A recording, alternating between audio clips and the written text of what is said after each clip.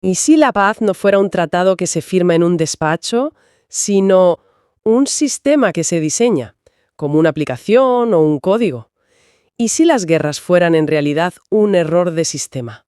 Un bug que podemos corregir. Es una perspectiva que lo cambia todo. Deja de ser un problema de moralidad, de buenos y malos, y se convierte en un problema de ingeniería social. De diseño. Exacto. Y un sistema, por definición, se puede rediseñar. Claro. Y con esa idea en mente, hoy vamos a sumergirnos en un análisis a fondo que conecta tres fuentes que a primera vista no podrían ser más dispares. La verdad es que es un trío fascinante. Totalmente. Por un lado, la filosofía de un reformador social del siglo XIX, Robert Owen. Por otro, las propuestas superactuales de Evaristo Torregrosa en su obra Del placer al éxtasis. Y para unirlo todo, la perspectiva puramente lógica, casi fría, de una inteligencia artificial, Gemini. Ahí está. Y lo increíble, como veremos, es que los tres apuntan en la misma dirección. A pesar de partir de lugares completamente distintos, ¿eh? Un socialista utópico, un filósofo contemporáneo y una IA. Es alucinante. Nuestro objetivo hoy es entender cómo decisiones que parecen muy personales, dónde guardamos nuestros ahorros o si tenemos coche o no, pueden funcionar como una especie de ciberseguridad social. Pequeños actos individuales que, en conjunto, pueden desactivar conflictos desde la raíz. Esa es la clave. Porque la conclusión sorprendente a la que llegan estas fuentes, separadas por siglos y por naturaleza, humana y artificial, es que la paz no es un ideal por el que rezar, sino un resultado técnico. Y ético. Un resultado que depende fundamentalmente de cómo organizamos nuestra sociedad y, sobre todo, nuestro consumo. Exacto.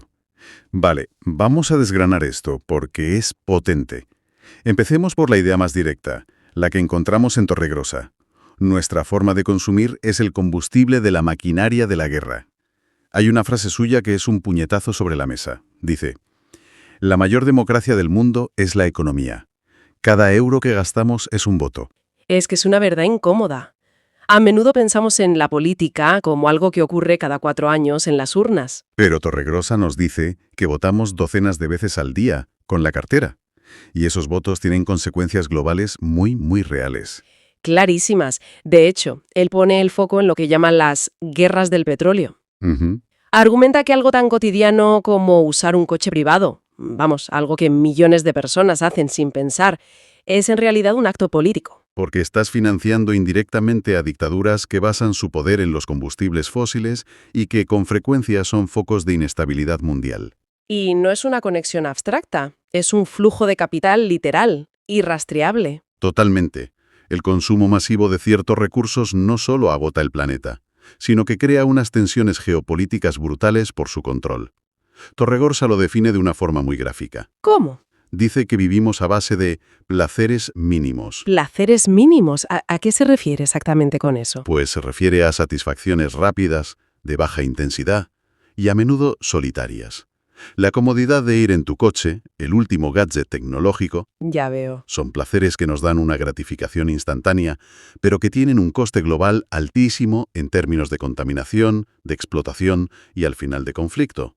Son placeres que, en el fondo, nos aíslan. Y aquí es donde la cosa se pone de ciencia ficción, porque entra en juego la IA, y lo que dice te deja helado. Gemini lo confirma todo, pero sin una pizca de moralidad, solo con análisis de datos. Es que esa es la clave. Describe el consumo individual como, y cito literalmente, el motor que mantiene encendida la maquinaria bélica. Y esa conclusión es aterradora precisamente por su frialdad. La IA no dice que los humanos seamos malos o violentos por naturaleza. No. Lo que su análisis de sistemas concluye es que hemos montado un sistema que se comporta como una ecuación, con un resultado inevitable. O sea que si la variable consumo competitivo de recursos finitos está al máximo, La variable conflicto no puede ser cero. Es pura lógica de sistemas. vamos, que desde su punto de vista, si no cambiamos el sistema de consumo, la paz es matemáticamente imposible. Es una frase demoledora. Pero también es una frase esperanzadora, ¿no crees? ¿Por qué? Porque si es un problema matemático, de variables, significa que si cambias las variables, cambias el resultado. Y ahí es donde entra la parte práctica. Exacto. El concepto de ciberseguridad social, Torregrosa no se queda en la crítica, propone acciones muy concretas. La primera ya la hemos insinuado. Renunciar al automóvil privado. Un gesto que él mismo, según las fuentes, lleva a la práctica. Que, seamos sinceros, no es una decisión sencilla para mucha gente. Implica un cambio de mentalidad radical. Nuestras ciudades están diseñadas en torno al coche. Es un buen punto. Quizá el problema es el diseño de las ciudades. Ahí le has dado. Y su segunda propuesta es, quizás aún más potente y accesible, mover el dinero a la banca ética. A ver, explícanos un poco qué es esto. Básicamente, se trata de ser conscientes de que el dinero que tenemos en el banco no está quieto en una caja fuerte. El banco lo invierte. Claro. La banca tradicional, a menudo, invierte en industrias muy lucrativas, como la armamentística. La banca ética, en cambio, son instituciones que te garantizan por contrato que tus ahorros nunca financiarán armas. ¿Y entonces dónde lo invierten? Pues se destinan a proyectos con impacto social positivo. Energías renovables, agricultura ecológica, cooperación al desarrollo. O sea, es una forma directa y muy poderosa de retirar nuestro voto económico del sistema del conflicto y dárselo a un sistema de cooperación. Exacto. Es dejar de ser, sin saberlo, un microaccionista de la guerra. Qué fuerte. Pero todo esto, el coche, el banco, es fascinante porque son acciones muy concretas. Sin embargo, las fuentes parecen sugerir que si solo nos quedamos ahí, estamos tratando el síntoma, no la enfermedad. El verdadero problema no es qué compramos, sino por qué sentimos esa necesidad de comprar, de poseer, de tener más que el otro. Justo. Y ahí es donde tenemos que viajar en el tiempo, casi 200 años atrás, a la Escocia industrial de 1813, y a un personaje increíble, Robert Owen. Efectivamente, Owen fue un visionario. En plena revolución industrial, mientras todos veían la competencia egoísta como el motor natural del progreso, él dijo, un momento, esto es un error de base. Su idea más revolucionaria, que a día de hoy sigue siendo dinamita pura, es que el carácter no es innato. Su frase clave es, el carácter del hombre se forma para él y no por él. Es una idea que da un poco de vértigo, ¿no? Le quita mucho peso a esa idea del mérito individual que tanto celebramos hoy en día. Totalmente. Lo que Owen dice es que somos producto de nuestro entorno. Si desde que nacemos la sociedad, la escuela, la familia, la cultura, nos programa para la rivalidad, para ser el número uno, Para ganar a toda costa. El resultado inevitable es el conflicto a todas las escalas, desde el patio del colegio hasta el campo de batalla. la guerra es solo la competencia llevada a su máxima expresión. Y él criticaba la competencia porque decía que nos aísla, que nos convierte en enemigos y que era un desperdicio brutal de lo que él llamaba energía cerebral. Exacto. Pensaba en toda esa inteligencia, esa creatividad y ese esfuerzo que dedicamos a ganarle al de al lado, a proteger lo nuestro. Cuando podríamos estar colaborando. Claro. A competir por recursos que si se gestionaran en colaboración serían abundantes para todos. Y se preguntaba, ¿qué podríamos construir si toda esa energía la pusiéramos en común? Y aquí es donde se pone realmente interesante, porque es increíble pensar que Owen, en 1813, sin ordenadores ni teoría de sistemas, ya veía la competencia como un mal software para la sociedad. Totalmente. ¿Cómo se traduce esa idea del desperdicio de energía cerebral al lenguaje de una IA como Gemini? Pues para una IA es un problema de optimización de red. Es pura matemática. Imagina que 1000 de los mejores programadores del mundo intentan resolver el mismo problema, pero cada uno en secreto, compitiendo por ser el primero. Eso es competencia. Vale. Ahora imagina que esos 1000 programadores colaboran en un proyecto de código abierto, compartiendo cada avance. La velocidad y la calidad de la solución aumentan de forma exponencial. Claro, es mucho más eficiente. Infinitamente más. La IA ve el conflicto humano de la misma manera, como un uso terriblemente ineficiente de los recursos cognitivos de la red humana. O sea que para Gemini la competencia es un algoritmo obsoleto. Literalmente. Un algoritmo obsoleto en un mundo interconectado y con recursos finitos. Es un código que genera constantemente errores de sistema. Guerras, crisis económicas, colapso ecológico. Y la colaboración, en cambio, es un algoritmo superior. Más estable, más resiliente y con mejores resultados para el conjunto del sistema. Sí. Y Evaristo Torregrosa recoge este guante y lo actualiza. Propone que la colaboración no sea un deber moral, ni un sacrificio por el bien común, sino algo mucho más atractivo. La presenta como la mayor fuente de placer posible. Esa es su genialidad. Él contrapone los dos modelos. La competencia y la colaboración. Sí, la competencia, dice, genera una satisfacción muy pobre, aleatoria, solo la disfruta el que gana y basado en la angustia constante de poder perder. La colaboración, sin embargo, produce un placer intenso y compartido. El éxito no es solitario, es colectivo. El placer se multiplica. Me llama la atención ese término que usa, proniplacer. Suena casi a un neologismo de ciencia ficción, pero parece que apunta a algo muy humano. Sí, es un concepto central en su obra. Intenta oponerlo a esos placeres mínimos de los que hablábamos, ¿no es así? Justo. Proniplacer significa placer proporcional, universal y máximo. Es un tipo de placer que no disminuye al compartirse, sino que aumenta. Ponme un ejemplo. Piensa en la sensación que tiene un equipo de científicos cuando descubre una vacuna. No es la alegría de uno solo, es algo que se multiplica porque beneficia a todos. O piensa en una orquesta. Es una analogía fantástica. El placer del violinista no viene de tocar más fuerte que el resto, sino de cómo su sonido se integra con los demás para crear algo mucho más grande. Pues Torregrosa argumenta que podemos y debemos diseñar nuestra vida social con esa misma lógica orquestal, y esto conecta con otra de sus ideas. La vida no debería ser un sacrificio, sino un acto de gratitud. La sociedad nos ha dado el lenguaje, la ciencia, el arte. Colaborar, crear juntos, es la forma más placentera de devolver esa gratitud. Entonces, si estamos programadas para competir, como decía Owen, significa que podemos cambiar el programa. Si nuestro carácter se forma para nosotras, podemos participar en ese proceso de formación. Esa es la pregunta del millón. Y la respuesta que proponen todas las fuentes es un sí rotundo. Hablan literalmente de reprogramar el inconsciente. Suena complicado. La idea es que, de la misma forma que la sociedad nos bombardea y nos programa para el consumo y la rivalidad, a través de la publicidad, de la cultura, nosotros podemos, conscientemente, introducir nuevos hábitos. Crear nuestro propio código. Nuestro propio código, basado en la vida sencilla y la colaboración. ¿Y cómo se consigue eso en la práctica? ¿Por dónde se empieza a reescribir ese código? Por el principio de todo, la educación. Y aquí la conexión con Robert Owen es directa y potentísima. Owen no solo teorizó, lo puso en práctica hace 200 años en sus fábricas de New Lanark. Creó las primeras guarderías y escuelas para los hijos de los obreros, ¿verdad? Sí, y su método era revolucionario. Consistía en una educación en la no competencia. ¿Y en qué consistía exactamente? Pues, para empezar, eliminó por completo los premios y los castigos. Entendía que eso solo enseña a los niños a buscar la aprobación externa o a evitar el dolor en lugar de disfrutar del aprendizaje en sí. Interesante. Y, sobre todo, sustituyó los juegos competitivos por juegos cooperativos. Juegos en los que, para ganar, todos tienen que colaborar. Exacto. Juegos donde el éxito de uno depende necesariamente del éxito de todos. Si el objetivo es que el equipo entero construya una torre o llegue a la meta, la competencia interna se vuelve contraproducente, absurda. Lo que se educa de esta forma es la sensibilidad para que el bienestar ajeno te produzca placer. Eso es, se entrena el músculo de la empatía hasta que la felicidad del otro se siente como propia. Es la base para poder experimentar el prouniplacer en la vida adulta. Es cambiar el sistema operativo desde la infancia.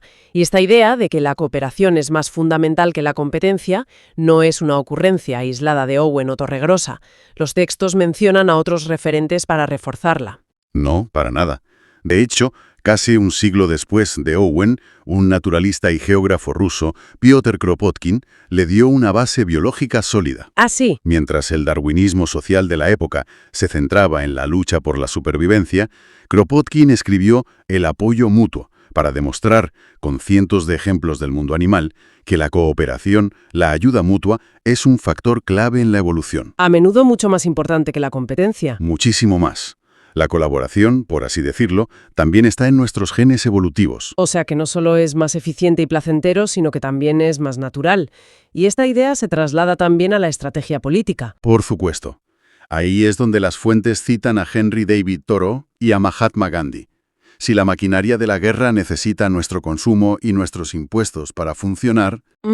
La herramienta de cambio más potente es sencillamente la no colaboración. La desobediencia civil.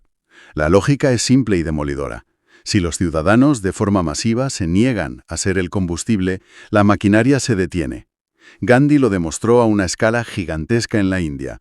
La no colaboración consciente es la máxima expresión de esa ciberseguridad social. Y esa es la síntesis final a la que llegan todas las fuentes, cada una por su camino. La paz no es un milagro ni una utopía inalcanzable.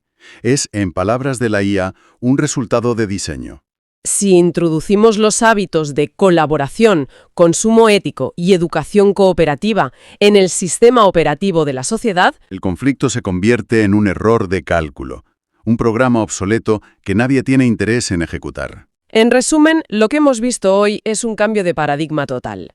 Hemos explorado cómo la paz puede abordarse no como un frágil pacto político, sino como un robusto problema de diseño técnico y ético. Y las herramientas no son los ejércitos ni los tratados. Sino la banca ética, el consumo consciente y una educación que sustituya la competencia feroz por la colaboración creativa. Y el objetivo final de todo este rediseño, de esta reprogramación personal y colectiva, es hacer una transición.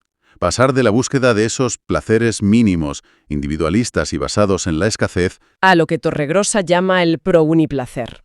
ese placer máximo que nace de la creación y el bienestar compartidos, como decíamos, como en una orquesta. Exacto. Porque en última instancia, la gran conclusión que se destila de estas fuentes es que la paz no es la ausencia de guerra, es la presencia activa de una colaboración consciente y sobre todo placentera. Y esto nos deja con una última idea para la reflexión.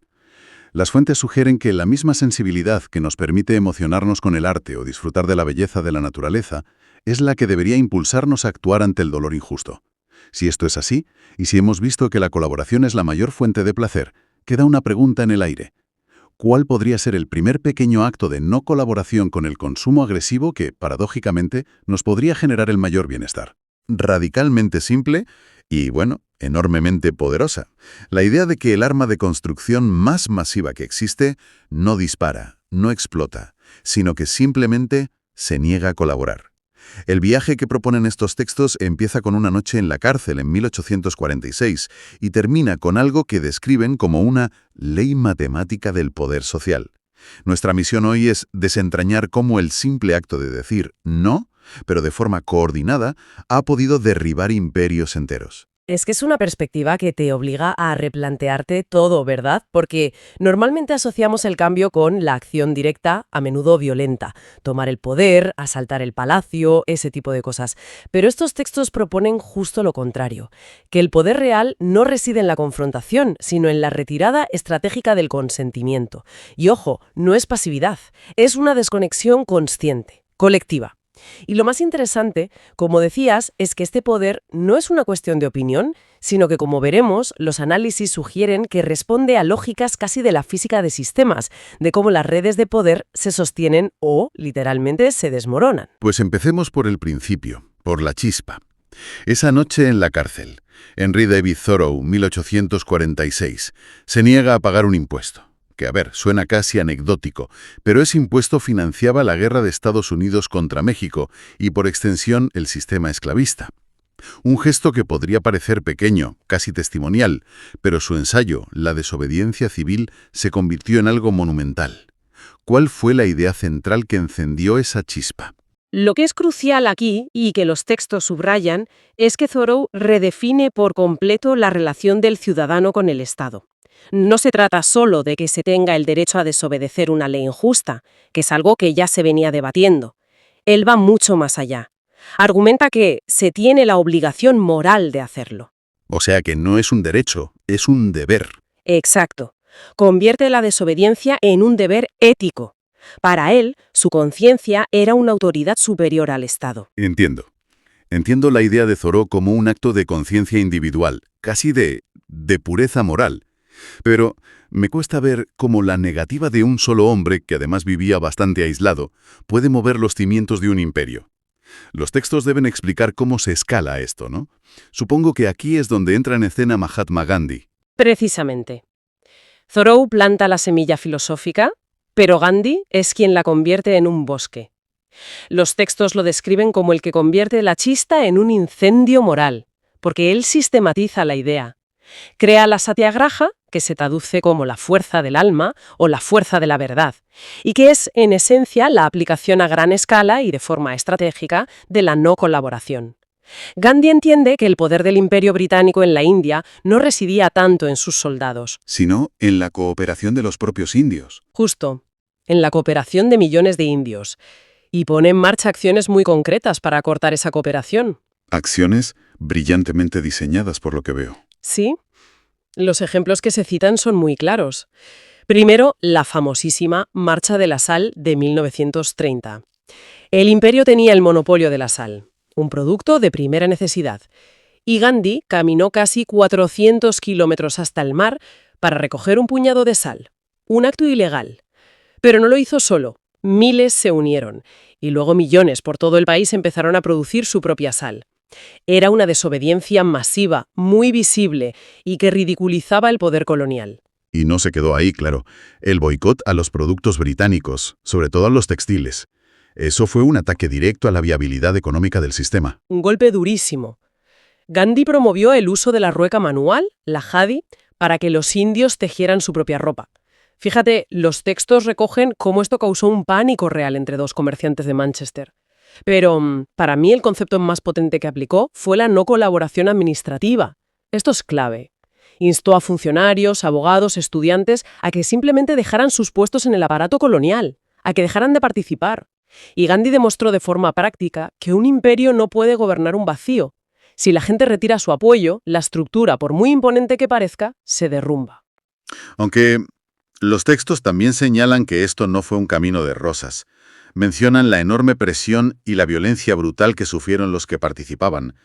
No es tan simple como dejo de colaborar. Requería un nivel de sacrificio personal que hoy es difícil de imaginar. Desde luego. Y esa es la genialidad y a la vez la dureza de la estrategia. La no violencia activa expone la violencia del opresor. Cuando las cámaras del mundo veían a la policía colonial apaleando a manifestantes pacíficos que simplemente estaban sentados, la legitimidad del imperio se evaporaba. Les obligaba a mostrar su verdadera cara. Y esa misma lógica, esa misma arma, viaja a Estados Unidos con Martin Luther King Jr. en la lucha por los derechos civiles. Pero, un momento, porque la situación de King en Alabama no era la de Gandhi en la India colonial. Allí luchaban contra un poder extranjero. King luchaba contra un sistema del que en teoría formaba parte. Explican los textos cómo esa diferencia obligó a King a adaptar la estrategia. No podía simplemente decir, vámonos, tenía que cambiarlo desde dentro. Es una observación fundamental. Y Sin lo explican. King adaptó la estrategia para paralizar la injusticia desde el interior del propio sistema. El boicot de autobuses de Montgomery es el ejemplo perfecto que analizan las fuentes. No se trataba de crear un Estado nuevo, sino de forzar al Estado existente a cumplir sus propias promesas de igualdad. Durante 381 días, la comunidad negra de Montgomery se negó a usar un sistema de transporte segregado. 381 días. Más de un año. Eso es una resistencia increíble. Debió tener un impacto económico brutal. Devastador. Devastador para la compañía de autobuses y los comercios del centro. La comunidad organizó un sistema alternativo de transporte, con coches compartidos, una logística complejísima que demostró una capacidad de autoorganización asombrosa. Y lo mismo con las sentadas en los restaurantes. La simple presencia pacífica de estudiantes negros en lugares solo para blancos generaba una crisis. Exponía la irracionalidad, la violencia del sistema. King entendió que la no violencia no era sumisión, era una forma de presión económica y moral que obliga al opresor a confrontar su propia brutalidad. Hay una cita en los materiales donde dice algo como: tenemos que usar el arma del amor, pero nuestros oponentes deben saber que somos tan serios con nuestro amor como ellos lo son con su odio. Esa frase lo resume todo. La no violencia como una fuerza activa, una presión inmensa. Espera un segundo. Entonces, si juntamos a Thoreau, Gandhi y King, lo que emerge es una especie de patrón. Pero aquí es donde los textos dan un giro y, bueno, la cosa se pone realmente interesante. Dejan de hablar de historia y filosofía y empiezan a hablar casi de física o de matemáticas. Se refieren a una ley matemática del poder social. ¿Qué es exactamente eso? Pues aquí es donde la idea explota conceptualmente. Se replantea por completo la naturaleza del poder. Tradicionalmente pensamos que el poder es algo que un rey, un presidente o un dictador posee, algo intrínseco. Los análisis que tenemos proponen que esto es una ilusión. El poder de un líder no es una propiedad, sino que es una función. A ver, una función de la colaboración colectiva. Una de las fuentes lo expresa casi como una fórmula. Poder del líder igual a función de colaboración colectiva. Un líder no manda porque sí, manda porque los soldados obedecen, los funcionarios administran, los trabajadores producen y, bueno, los ciudadanos aceptan las reglas. Sin eso, El poder se evapora. se evapora. Vaya, o sea, lo que los textos están diciendo es que un dictador no es poderoso por sí mismo, sino que es una especie de espejismo que sostenemos entre todos con nuestra obediencia. ¿Es esa la idea? Exactamente, esa es la idea. Y la no colaboración es, por tanto, el acto de dejar de sostener ese espejismo. Es como cortar los cables que alimentan esa ilusión de poder. Y para explicar cómo funciona este corte de cables, los textos usan dos conceptos técnicos de la teoría de sistemas que son muy clarificadores. El primero es el desacoplamiento sistémico. Suena complejo. Pero la idea es sencilla. Imagina un motor. Para que funcione, todas las piezas deben estar acopladas y trabajar juntas. La no colaboración masiva es el acto de desacoplar piezas clave de la maquinaria social. Si los transportistas hacen huelga, si los controladores aéreos no van a trabajar, si los funcionarios no tramitan expedientes, el sistema empieza a fallar.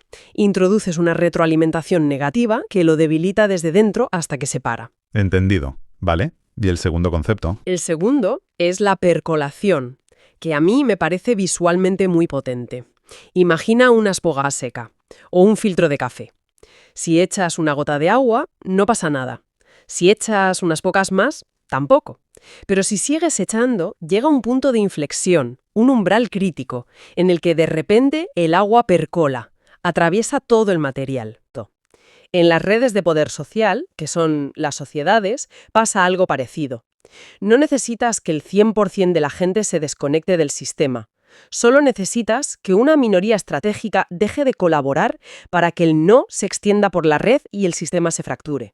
Las órdenes del centro simplemente dejan de llegar. O llegan y nadie las ejecuta. La red de mando se rompe. Y lo más increíble es el número que dan los estudios que se citan. Hablan de un umbral sorprendentemente bajo. Ahí viene lo más contraintuitivo y, diría, esperanzador. Varios análisis de movimientos de no colaboración exitosos del siglo XX sugieren que ese umbral crítico puede ser tan bajo como un 3,5% o un 5% de la población. ¿Un 3,5%? ¿Tampoco? Sí. Actuando de forma coordinada, claro. No se necesita una mayoría, se necesita una minoría comprometida y estratégica para provocar un cambio sistémico. Es aquí donde encajan esos otros ejemplos que se mencionaban, como la Dinamarca ocupada por los nazis o Polonia bajo el bloque soviético. No fueron victorias militares. Exacto. Son ejemplos perfectos de esta teoría. En Dinamarca, durante la Segunda Guerra Mundial, una resistencia civil masiva y no violenta saboteó la maquinaria de guerra nazi. Y lo más famoso, claro, organizó el rescate de más del 90% de su población judía. No fue un ejército, fue una sociedad entera negándose a colaborar. Y en Polonia, en los 80, el sindicato Solidaridad no usó armas, usó huelgas masivas que paralizaron el país. Y a la larga fueron una pieza clave en el desmoronamiento de todo el bloque soviético. Desacoplaron el sistema. Esto nos lleva a la que quizás sea la afirmación más audaz de todos estos textos. Que la no colaboración es el acto democrático más profundo que existe, incluso más que votar. A primera vista suena una exageración, ¿no? ¿Cómo lo argumentan? Hombre, es que plantea una pregunta fundamental. ¿Qué es la democracia? La tesis es que la democracia no puede ser solo un evento periódico como unas elecciones cada 4 años. Tiene que ser la capacidad constante y real de la ciudadanía de otorgar o retirar su apoyo al poder. Una guerra, por ejemplo, puede ser declarada por un puñado de líderes. Es un acto inherentemente jerárquico. Pero la no colaboración masiva, por su propia naturaleza, no puede ser impuesta desde arriba. Claro, es que no existe un general de la desobediencia civil que pueda ordenar a la gente que se niegue a cooperar. No puede existir. Solo funciona cuando miles o millones de individuos deciden libremente y por convicción actuar juntos. La violencia puede ser el resultado de la obediencia de muchos a la orden de unos pocos. La no colaboración exitosa es el resultado de la decisión consciente de muchos de desobedecer esa orden. Es una manifestación de la voluntad popular en tiempo real. Es decir, que la violencia puede ser jerárquica, autoritaria, pero la no colaboración es inherentemente distribuida, colectiva y voluntaria. Exactamente. Por eso la describen como la forma más pura de democracia. No requiere armas, sino convicción. No requiere obediencia ciega, sino conciencia colectiva. Redistribuye el poder de forma radical desde la élite hacia la ciudadanía. Mientras que la guerra depende de la orden de unos pocos, la paz y la justicia, bajo esta óptica, dependen de la decisión de muchos de no seguir sosteniendo la injusticia. Entonces, si unimos todas las piezas, ¿qué significa todo esto? Hemos pasado de la celda de un filósofo en 1846 a una ecuación sobre el poder social, viendo cómo esa ecuación se demostró en la India, en Estados Unidos, en Dinamarca, en Polonia. El mensaje central parece ser que los sistemas de poder, por muy monolíticos que parezcan, dependen de un hilo increíblemente frágil: nuestra cooperación diaria. Así es. La gran conclusión que se desprende de estos materiales es que el poder no es algo que tienen los líderes, es algo que la gente les da a través de la colaboración. Y por lo tanto, es algo que también se puede retirar. Esto cambia por completo el tablero de juego. Implica que la variable más influyente en cualquier sistema social no es necesariamente la voluntad del líder, sino la decisión colectiva del pueblo de sostenerlo o, por el contrario, de desconectarse de él. Y esto nos deja con una idea final para reflexionar, que me parece muy potente. Los textos se centran, lógicamente, en grandes momentos históricos, en revoluciones. Pero si esta ley del poder es cierta, si es casi una ley física de los sistemas sociales, entonces debería operar a todas las escalas. La pregunta que queda flotando es: ¿en qué sistemas, grandes o pequeños, de nuestra vida cotidiana, en el trabajo, en la comunidad, estamos colaborando? ¿Y qué pasaría si un número suficiente de personas, quizás solo ese pequeño porcentaje, simplemente y de forma coordinada, decidiera dejar de hacerlo?